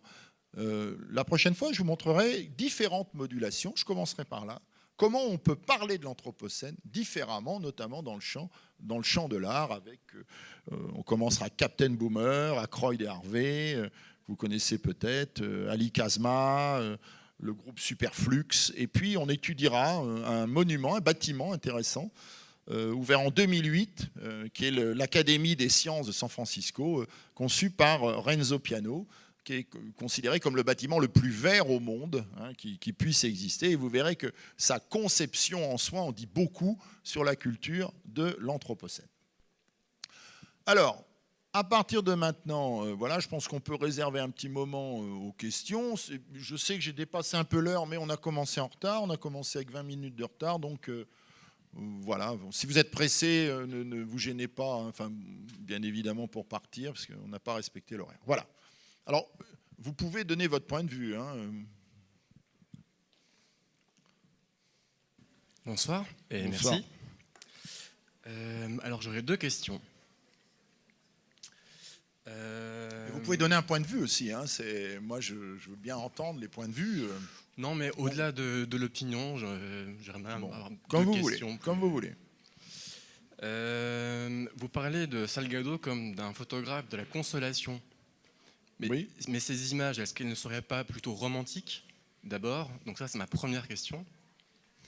Et au fond, j'ai l'impression que ce qui est un peu sous-jacent dans ce que vous dites, mais après, c'est à voir si vous le confirmez ou pas, on sent qu'il y a le retour d'une époque un peu moyenâgeuse, avec le retour de la morale, le retour de ce qui est bien, de ce qui est mal. Salgado aussi, où on voit avec le paradis, des choses un peu comme ça. C'est un peu le... Donc voilà, donc c'est quand même le paradis perdu, bon, parce que faut pas trop se faire d'illusions. On voit pas ça en sortant de chez nous quand même. Bon, voilà. Bon, en tout cas, ce sont mes 2 questions. Oui, alors bon, merci. Moi, je suis pas omniscient. Je donne que mon opinion. Mon but n'est pas de considérer que les uns ont raison ou tort. C'est de constater ici, avec un maximum d'objectivité si c'est possible, que ces œuvres-là apparaissent. Et à mon avis, elles n'apparaissent pas là par hasard, si vous voulez. Elles ne sont pas là par hasard. Et surtout, le succès qu'elles engendrent n'est pas là par hasard. L'attention qu'elles engendrent. Du moins, l'attention médiatique. Ça, c'est très intéressant. Parce qu'il faut toujours découpler dans notre culture aujourd'hui ce que nous pensons et ce que les médias voudraient que nous pensions. Il faut faire extrêmement attention. On vit dans une époque, on pourrait dire, vraiment de conditionnement poussé à un degré extrême. Je crois qu'on n'a jamais atteint un tel degré de conditionnement pour une raison très simple, c'est que les médias n'ont jamais été aussi puissants qu'aujourd'hui. Jamais. Aujourd'hui, les médias rentrent chez vous, ils rentrent en vous. Voilà, vous avez l'oreillette ici, la Google Glass. Voilà, vous marchez en ville, vous regardez quelque chose, une série. Enfin bon, les publicités qui sont bombardées, etc. Bon, donc il faut faire très attention. Il est certain que je ne peux pas répondre simplement à ce que vous dites. Romantisme, oui, sans doute. Il y a une composante dans le romantisme, on va dire historique. Il y a une composante de naturisme, pas de naturalisme. Le naturalisme, c'est un mouvement littéraire, c'est autre chose, du 19e siècle. Il y a une composante naturiste, une fascination pour la nature. On voit ça, ne serait-ce que Rousseau, par exemple Jean-Jacques Rousseau, les rêveries du promeneur solitaire, dans le parc d'Ermenonville, où il se promène, il prend contact avec la nature. Il y a la mise en place ici d'un nouveau contrat, où la nature n'est plus quelque chose qui a été créé par un Dieu supérieur qui l'aurait donné à l'homme, mais une sorte d'élément de surprise permanente avec laquelle on peut nouer des liens. Bon. Alors le romantisme aime aussi le paysage noir, hein, il aime aussi les paysages des fées, il aime les tempêtes, il aime les furies, il aime les fureurs. Regardez les Angles de Victor Hugo, par exemple, entre autres, hein, c'est comme ça. Ça, c'est l'esprit romantique. Bon, le romantisme, par définition, il ne parle pas du monde, il parle de la déliaison de l'humain et du monde, le fait que nous ne sommes pas faits pour ce monde. Voilà. En tout cas, les romantiques ne sont pas faits pour ce monde. Hein, voilà, c'est comme ça. Alors maintenant, le paradis, oui, là je trouve que c'est intéressant votre remarque. Il a appelé ça Genèse, on aurait pu dire paradis aussi, il aurait pu appeler ça paradis. Pourquoi ? Parce que vous avez une rêverie, d'une certaine manière ici, sur ce qu'a été le monde qui nous a été donné, et finalement, ce qu'on en a fait, hein, et ce qu'on en a fait, c'est un contre-paradis. On en a fait un enfer, hein, c'est ce qu'on voit avec le film Anthropocène, avec ses feux. D'ailleurs, c'est très bien contrecarré par tous ces grands incendies incontrôlables en Californie, en Australie, en Corse. Vous avez maintenant, vous savez qu'il y a des gens, ils ne parlent plus de l'Anthropocène, ils parlent du Phyrocène. Ouais, voilà, l'âge du feu, Phyrocène. Bon, alors, il y en a d'autres aussi qui disent Capitalocène, hein, Capitalocène. C'est-à-dire, bon, tout ça, c'est la faute du capitalisme. Hein, si on arrêtait de surexploiter. Bon, je ne vais pas rentrer dans ces débats, mais bon, ça vaut la peine d'être pensé. Alors oui, il y a l'idée d'un paradis perdu qui traverse cette œuvre-là, mais on peut dire qu'au fond, l'idée d'un paradis perdu, me semble-t-il, traverse toute la culture humaine, pas seulement aujourd'hui.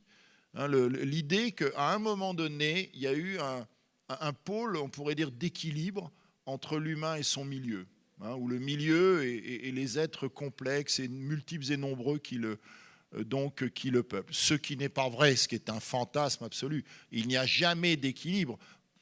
De fait, la nature est en constant travail, elle est en constant renouvellement, quelles que soient les formes de ce renouvellement, qu'elles soient difficiles pour nous ou au contraire agréables à d'autres. La nature ne connaît pas ce qu'on appelle l'isostasie. Hein, en physique, c'est-à-dire un état comme ça où ça ne bougerait plus. Vous voyez, hop, c'est fini, ça ne bouge plus. Ça va rester comme ça, c'est formidable, il n'y a plus qu'à s'adapter et ce sera parfait. Ça n'existe pas, ça n'a jamais existé, ça n'existera jamais. On peut dire qu'actuellement, les accidents climatiques qu'on enregistre, les dégradations environnementales, les évolutions écologiques donc, que l'on connaît, ne sont jamais que la succession de phénomènes qui ont toujours existé, bon, qui sont des phénomènes sans cesse de mutation, de modification, d'évolution. Voilà. Bon, la différence étant qu'ici, on a l'impression que nous y sommes pour quelque chose et que ça devient, dans certains cas, difficile à contrôler et ça devient de véritables problèmes. Voilà. Mais ça n'a jamais été autrement. Vous savez, on parle de l'Australie et des feux. Ce qui m'a étonné, c'est qu'on a oublié de dire que ce grand continent avait déjà été détruit une première fois par les feux aborigènes. Il y a eu un immense incendie il y a des milliers d'années, on le sait, en Australie, qui a abouti à créer à détruire une grande partie du bush, c'est-à-dire des forêts qui existaient là, et donc de produire cette espèce de grand problème de sécheresse, le fait que les eaux reculent, les eaux disparaissent, s'évaporent, etc. Donc, ce qui se passe en ce moment n'est jamais que la reconduction de quelque chose qui s'est déjà passé sous des formes autres, avec de nouveau une responsabilité humaine. Je précise là-dessus, quand on parle d'Anthropocène, certains le font commencer à l'époque de la grande accélération, 1970. Mais d'autres le font commencer, à juste titre, avec le début de la révolution industrielle.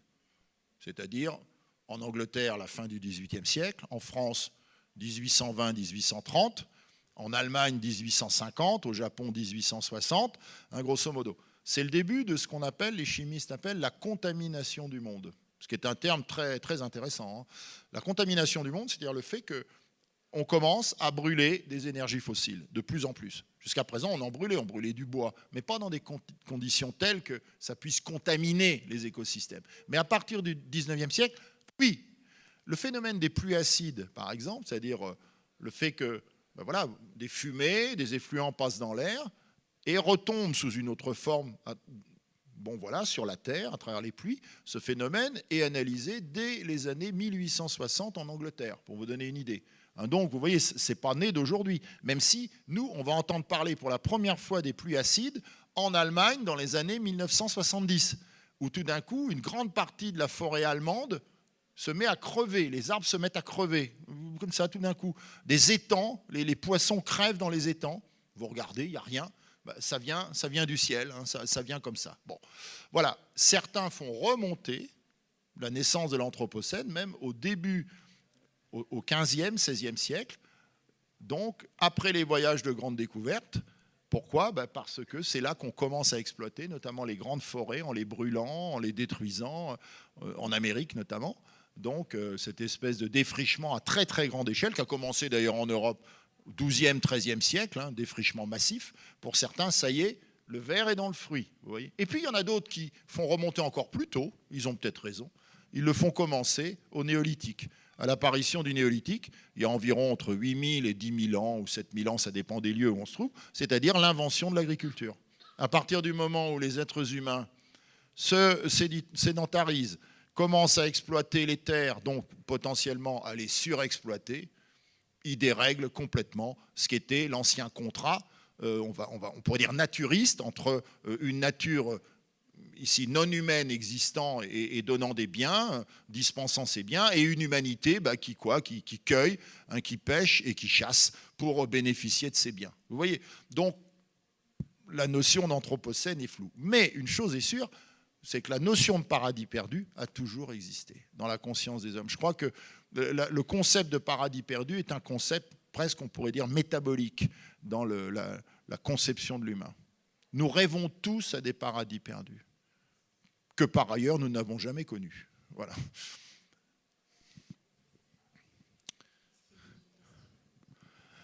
Bien. Alors, moi je vous remercie de votre patience. Alors évidemment, ça ressemble plus à une conférence qu'à une masterclass, mais bon, je peux vous demander pour la prochaine fois, si vous pouvez me rapporter une dissertation sur la notion de paradis perdu. Par exemple, oui, si vous voulez, on pourra la lire ensemble, la commenter. Il n'y a pas de problème. Moi, j'apprendrai beaucoup de vos paradis perdus, et puis je vous renseignerai peut-être sur les miens. Voilà. Bon, quoi qu'il en soit, je vous remercie de votre patience. Voilà, donc on a largement épuisé le temps. Non, on n'applaudit pas, c'est pas la peine, on est ensemble. Merci. Si vous revenez la prochaine fois, j'essaierai de vous montrer. Je ne sais pas si moi je serai intéressant, mais il y a des choses que je vous montrerai qui sont intéressantes. Voilà, ça c'est une bonne chose. Donc voilà, bonne soirée à tous et j'espère vous revoir la semaine prochaine.